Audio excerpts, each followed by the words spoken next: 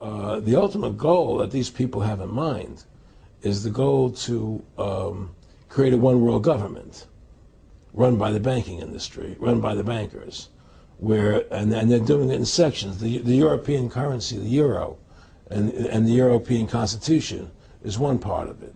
Now they're trying to do it in America with the North American Union, right? And they want to create a new currency called the Amero, right? And the whole agenda is to create a one world government where everybody has an RFID chip implanted in them.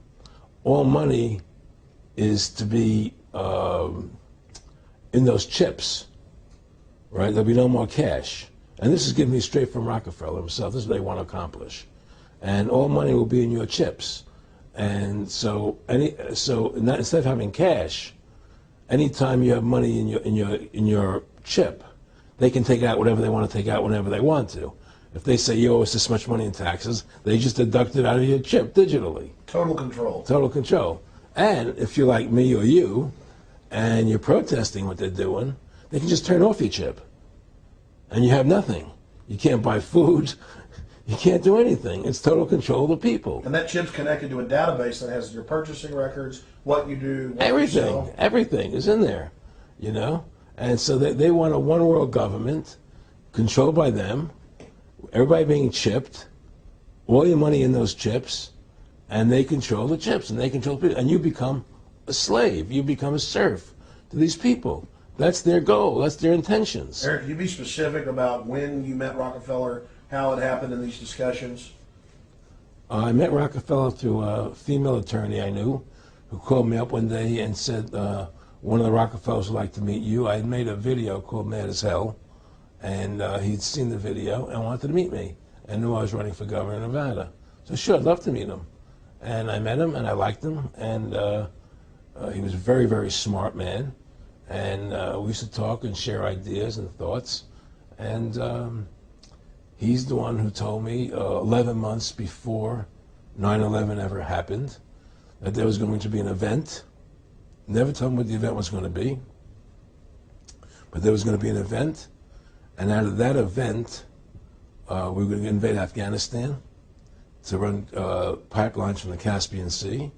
We were going to invade Iraq, you know, to take over the oil fields, establish a base in the Middle East, and make it all part of the New World Order. And we'd go after Chavez in Venezuela.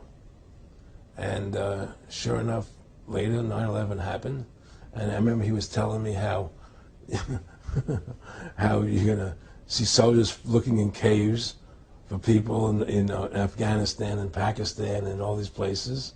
And there's going to be this war on terror, which is no real enemy.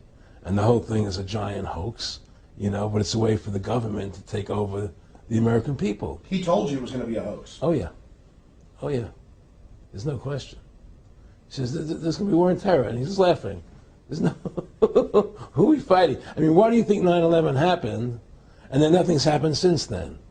Do you think that our security is so great here that these people who pulled off 9/11, who were able to, can't knock down another plane? Come on, it's ridiculous. 9/11 was done by people in our own government and our own banking system to perpetuate the fear of the American people into subordinating themselves to anything the government wants them to do. That's what it's about, and to create this war, this endless war on terror. And that's why and that was the first lie. And the next lie was going into Iraq, you know, to get Saddam Hussein out with his weapons of mass destruction. That was the next lie. Now, specifically, this was a little over 6 years ago. This was 11 months before 9/11. Yeah. And Nick Rockefeller, who's a lawyer, he's become your friend over the previous years, and he's saying to you that there's going to be this big event, and then out of that we're going to have a war on terror, and it's just going to go on and on. Right. An endless war on terror without any real enemy. That you can never, so you can never define a winner. And did he say that it's going to be perfect because you can't define an enemy? It just goes on and on? Yeah, because you can't define a winner. There's no one to beat, so it goes on and on forever. And they can do whatever they want. They scare the hell out of the American public. Look, this whole war on terror is a fraud. It's a farce. It's very difficult to say it out loud because people are intimidated against saying it. Because if you say it, they want to make you into a nutcase. Let's But be the truth has to come out. That's why I'm doing this interview.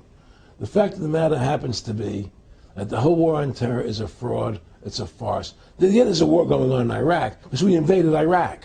And people over there fighting, you know. But the war on terror, it's a joke, you know. And until we discover what really happened on 9/11, and who was responsible for 9/11, because that's where the war on terror emanates from. That's where it comes from. It was 9/11 that allowed this war on terror to begin. And until we get to the bottom root of 9/11, the truth of 9/11, we'll never know about the war on terror.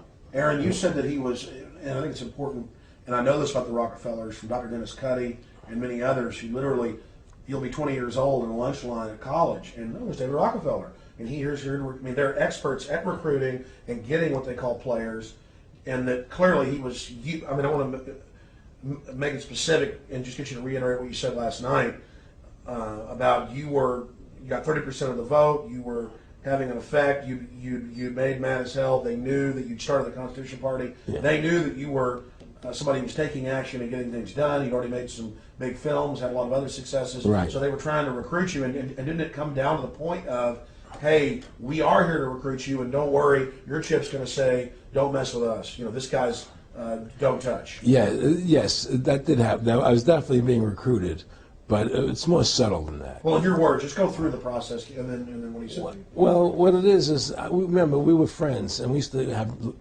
go to my house a lot. We'd have dinner, we'd talk, and he'd tell me about business investments that he'd get involved in, you know, or they would help me with this business investment or that business investment. And was I interested in joining the Council on Foreign Relations? You know, I would have to get a letter to join them, but was I interested in that? And, you know, just stuff, you know, leading you on. And I used to say to him that I never really did that because that wasn't where I was coming from. You know, as much as I like you, Nick, you know, your ways and my ways, we're on the opposite side of the fence. You know, I don't believe in enslaving people, you know, and he would come back with, oh, I do? Or? Well, it would be more like, you know... It's better for them. Well, it's more like, you know, how do I put it? It was like, what do you care about them? What do you care about those people? What difference does it make to you? Take care of your own life. Do the best you can for you and your family. What do the rest of the people mean to you? They don't mean anything to you. They're just serfs. They're just people. You know, it was just a lack of caring, you know, and that's just not who I was. It was just sort of like cold, you know. It was just like cold, you know. And I used to say to him, what's the point of all this?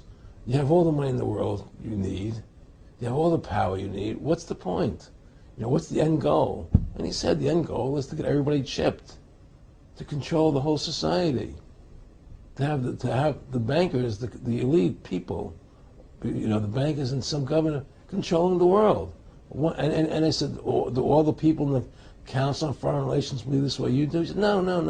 You know, most of them believe they're doing the right thing. A lot of them believe it's better off being socialistic. You know, we have to convince people that socialism is really capitalism. Because America's becoming a socialist country. It's a communist country today. Well, one of the things they told me was that he was at the house one night, and he would talk, and he started laughing. He said, "Aaron, what do you think women's liberation was about?"